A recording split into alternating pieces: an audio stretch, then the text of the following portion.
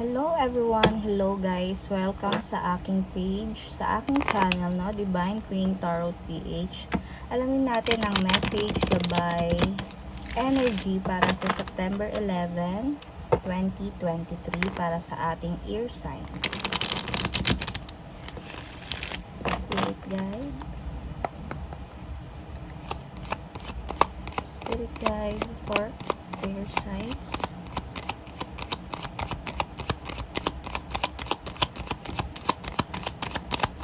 Oops. Okay.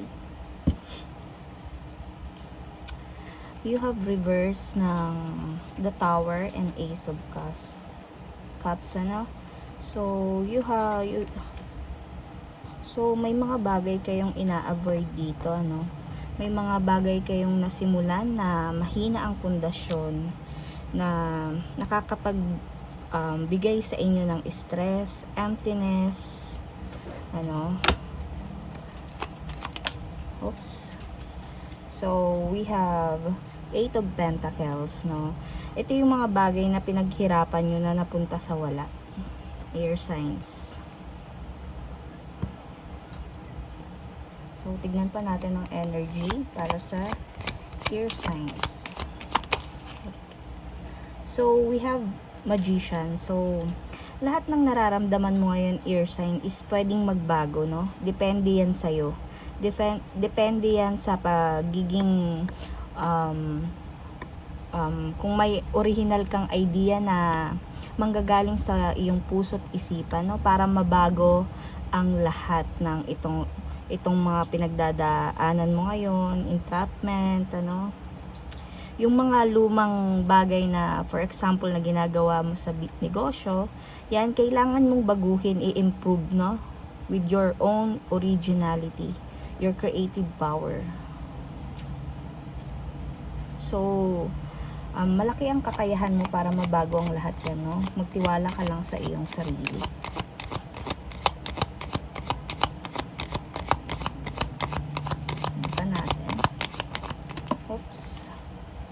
So, we have the 5 of Cups. Ayan, masyado kang nalulungkot ngayon, ano. Nagsa-self-pity ka, self-sabotage, ano. Masyado mong dinaramdam lahat ng mga nangyayari sa iyong trabaho, sa iyong negosyo, sa iyong love life, ano. Ayan, masyado ka rin natatakot mag-take ng risk, no. For example, sa negosyo, no. Natatakot kang ituloy kung kaya mo pa ba tong ma-improve, ma-gain yung mga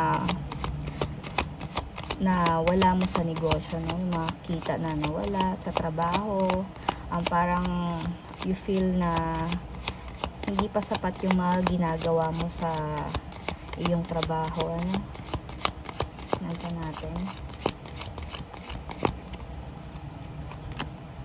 So, we have reverse King of Cups because of your, masyado ka kasing emotional, ano, ear signs ngayong araw na to, no. So, kailangan mong baguhin yung pagiging emotional mo, wag panay drama, wag panay takot, wag kang matakot, no. Tibayan mo ang iyong loob para harapin lahat ng mga pagsubok kasi ganyan naman talaga yung negosyo, no, ganyan sa trabaho, ganyan sa love life, ear signs, na hindi naman lahat ng araw iswerte ka, ano.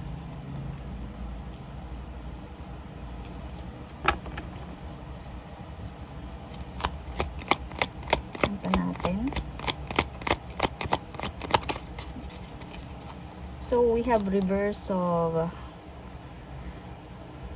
6 of Wands, no? Sinasabi ng cards na gumawa ka ng solusyon, hindi yung panay ka, huwag kang tamadin. Gawan mo ng solusyon tong mga delay na nangyayari sa'yo, no? Kung may inaantay kang pera, ayan, i-message mo yung taong magpapadala sa'yo o magbibigay sa'yo ng tulong. Huwag kang mahiya, huwag kang mag-doubt. Kasi papahiramin ka niya, basta i-explain mo sa kanya kung saan mo gagamitin yung pera, no? Huwag kang matakot ng humingi ng tulong sa ibang tao, sa mga kaibigan mo, sa pamilya mo.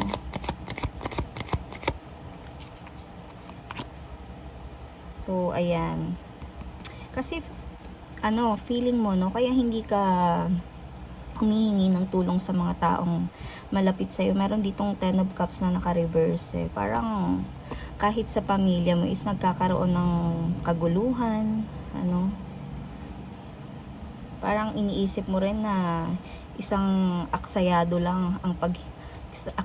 sa oras lang ang paghingi ng tulong sa kanila. Meron din tayo ditong judgment na reverse. So, natatakot kang harapin yung katotohanan sa lahat ng delay, disappointment na nangyayari sa'yo. Dahil nagda-doubt ka na rin mismo kahit sa sarili mo,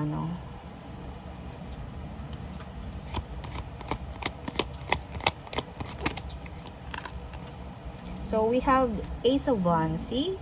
Air sign, take action on your ideas. You are creative, air sign. Lahat, most of you guys are so creative.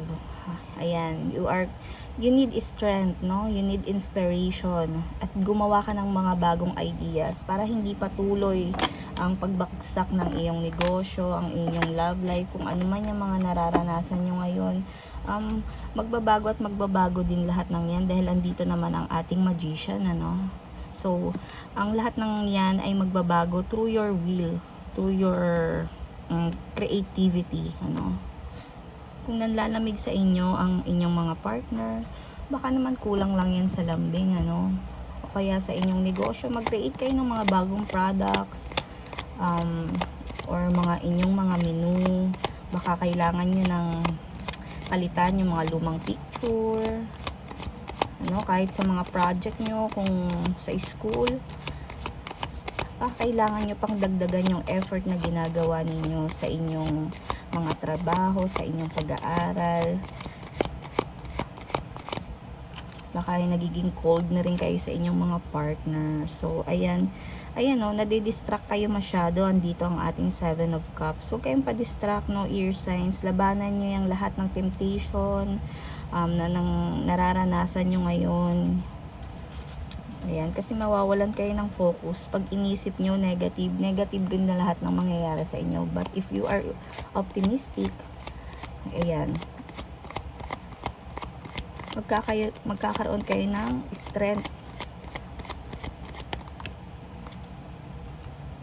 So, ayan, kasi siguro to, mga maling tao yung mga pinagkatiwalaan mo. May disloyalty dito sa 2 of Swords na reverse, Most of your cards are nasa reverse. So, kapag nagloloko ka sa iyong karelasyon, so, sabihin mo na lang, hindi na kailangang magloko. Kasi meron ditong desire and lust dito sa ating 7 of Cups, So, mali talaga ang pagloloko sa inyong mga partner, sa inyong ka-partnership sa negosyo. Kung ayaw nyo na, alisan nyo na at kausapin nyo ng maayos, Air signs.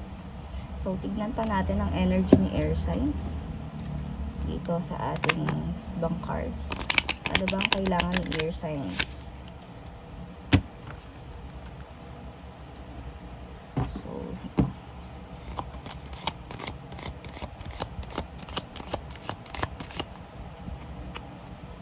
Ano ang kailangan ni air sign? So, maniwala ka sa guts mo, sa intuition mo, kasi malakas ang intuition mo, eh. Kung naglolo ka ng partner mo sa'yo, or ikaw ang naglolo ko sa partner nyo, mararamdaman niya ng partner nyo na nanlalamig na kayo. Or nakakahalata na yung mga ka-business partner ninyo na may alam na kayo sa mga nangyayari na panloloko nila. Oops, ang dami.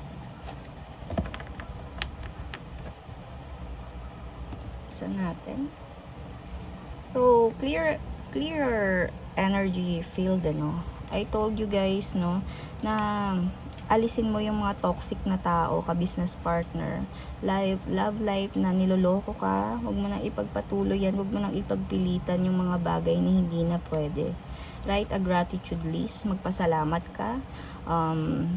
Dahil kahit na papano, may mga pinagsamahan din kayo, Mas maganda, sabi ko sa inyo, nakausapin nyo na lang ng maayos, So, you need also alone time.